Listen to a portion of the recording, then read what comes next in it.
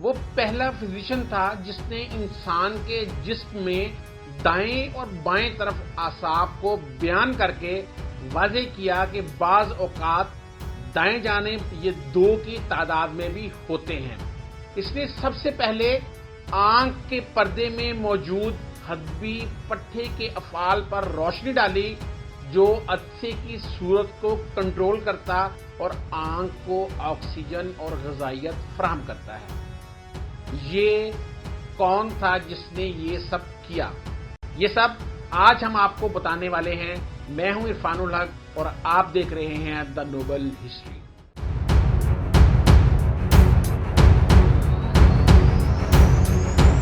وہ experimental medicine کا موجد اور محرک تھا۔ اس نے علاج العین کے لیے سرجیکل پروسیجر بتائے۔ علاج العین پر اس کے مقالے کا جرمن ترجمہ 1900 میں شائع ہوا تھا۔ وہ پہلا ڈاکٹر تھا جس نے یونانی حکماں کے دعوے کو بالکل غلط ثابت کیا تھا۔ اس نے پتلی کے سکڑنے اور پھیلنے کو بیان کیا، یعنی روشنی میں پتلی پھیل جاتی اور اندھیرے میں سکڑ جاتی ہے۔ اس نے اپنی قابل ذکر تصنیف آن دا نیچرل آف لائٹ میں اعلان کیا کہ آنکھوں سے روشنی کی شعاعیں خارج نہیں ہوتی بلکہ کسی چیز سے ٹکرا کر آنکھوں میں آتی ہیں۔ دنیا اسے الرازی کے نام سے جانتی ہے۔ 10ویں صدی کے بغداد کے سائنسدانوں کا تصور چھوٹی داڑھی، پگڑی اور عرب چوگے میں ملبوس قالین پر بیٹھے گاؤ تکیے سے ٹیگ لگائے کتاب کی ورق گردانی کرتے شخص کا آتا ہے۔ یہ تاثر مغربی آرٹسٹ کی وجہ سے ہے اور درست عکاسی نہیں کرتا۔ آج پاکستان ہو یا کئی عرب ممالک، میڈیکل کے کئی اداروں کا نام الرازی کے نام پر رکھا جاتا ہے۔ ایران میں 27 اگست کا دن ہر سال ان کے نام رازی ڈے کے طور پر منایا جاتا ہے۔ طب کی تاریخ میں بقراط اور جالنیوس کی طرح الرازی ایک بڑی ہی قد آور شخصیت ہے۔ الرازی ایک بڑی متحرک شخصیت تھے۔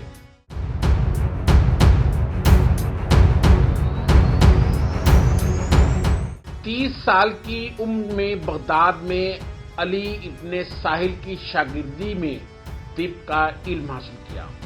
جالنیوس کا علم بقراط کی دانائی اور اخلاقیات کو اپنی ذہانت اور ہمدردانہ فطرت کے ساتھ ملا کر ایک ماہر طبیب اور استاد بنے۔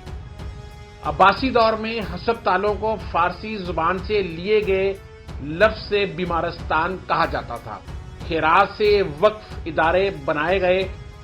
مخیر افراد اپنی دولت فلاحی کاموں کے لیے اس میں عطیہ کرتے۔ ان ٹرسٹ کے فنڈ ہسپتالوں کی تعمیر میں خرچ ہونے لگے۔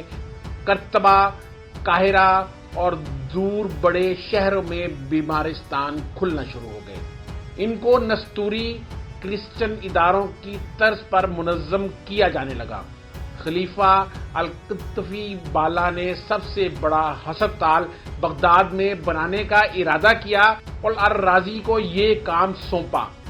جگہ کا انتخاب کرنے کے لیے الرازی نے شہر کے مختلف علاقوں میں گوشت کے ٹکڑے لٹکائے تاکہ یہ دیکھا جا سکے کہ سب سے کم کہاں کا گوشت خراب ہوتا ہے، وہاں کی ہوا زیادہ بہتر ہوگی اور وہ ہسپتال کے لیے اچھی جگہ ہوگی۔ اپنے شہر میں ہسپتال بنوا کر بیمارستان المقتدری کے ڈائریکٹر کے طور پر چارج سنبھالا۔ یہ ہسپتال کسی محل سے کم نہیں تھے۔ بیماروں کے لیے کھانے اور ادویات کے لیے سٹاف ہوتا۔ ان میں خاص چیز میڈیکل ایتھکس کا اعلیٰ معیار تھا۔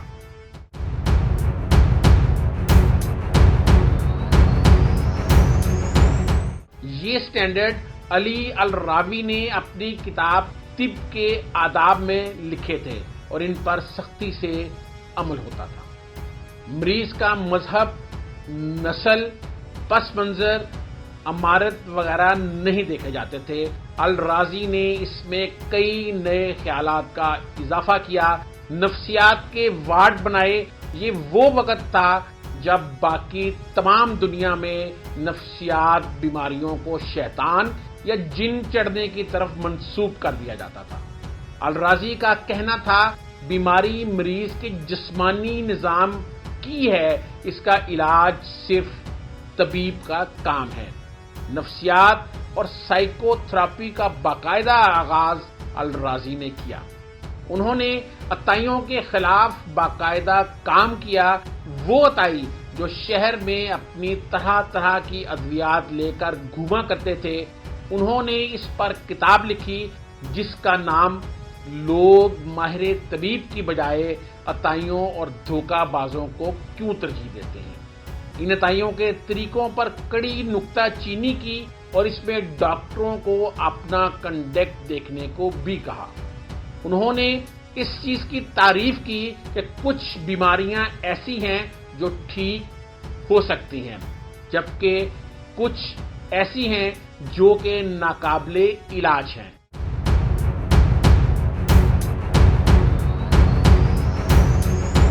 ایک کتاب اس پر لکھی کہ طبیب کے پاس ہر چیز کا جواب نہیں۔ یہ خیال اپنے وقت کا ایک بڑا اچھوتا خیال تھا۔ آج بھی کئی لوگ اس کو تسلیم نہیں کرتے۔ انہوں نے کینسر اور کئی دوسرے کیسز کے بارے میں یہ لکھا کہ اس صورتحال میں علاج کی کوشش نہیں کرنی چاہیے، توجہ مریض کی زندگی کی کوالٹی بہتر کرنے پر ہونی چاہیے۔ ڈاکٹروں کے لیے بنائے گئے ضابطے میں یہ زور دیا کہ تمام ڈاکٹر ہر وقت نئی میڈیکل انفارمیشن سے آگاہ رہنے کی پوری کوشش کریں گے۔ ان کے ٹریننگ مینول میں جال نیوز اور بکرا سے لی گئی میڈیکل ایتھکس بھی نمایاں ہے اور اس میں اضافہ بھی۔ آنکھ کی بیماری سے پیٹ کی تکلیف، غذا کی تجویز سے کیس اسٹڈی تک، ہر مضمون کو الگ رکھنے کا طریقہ وضع کیا۔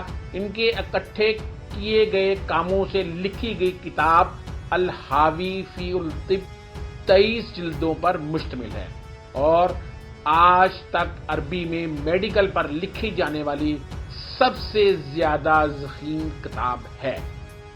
چیچک اور خسرے پر لکھی گئی کیس سٹڈیز ان دو بیماریوں پر لکھا جانے والا سب سے قدیم کام ہے۔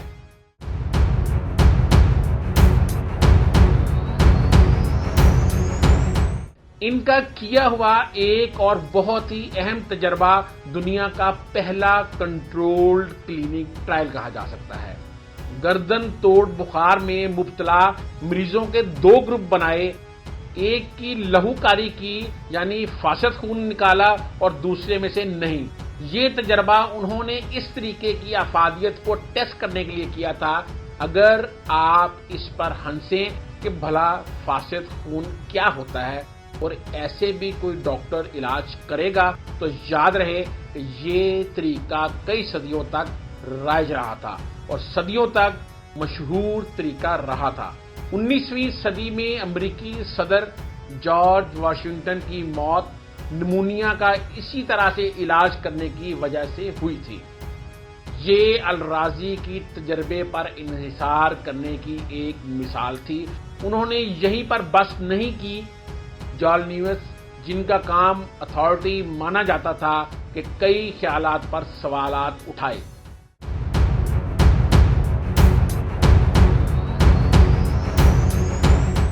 الشکوک اعلی جال نیوز کے نام سے ایک کتاب لکھی۔ ان میں یہ جرأت تھی کہ صدیوں پرانے طریقوں کو چیلنج کر سکتے تھے اور جو ٹھیک نہیں لگتا تھا کہہ دیتے تھے۔ جس طرح ایک طرف انہوں نے عطائیوں کو نکتہ چینی کا نشانہ بنایا، وہاں پر جال نیوز کی بخار پر تھیوری جیسی چیزوں کو بھی نہیں چھوڑا۔ اگرچہ تنقید کرنے میں انہوں نے احتیاط سے کام لیا، ان کی ایک اور خاصیت تجربے کی ہر ایک قدم کو بڑی تفصیل سے ریکارڈ کرنا ہے، جو ان کی کتاب الاسرار میں بھی نظر آتا ہے۔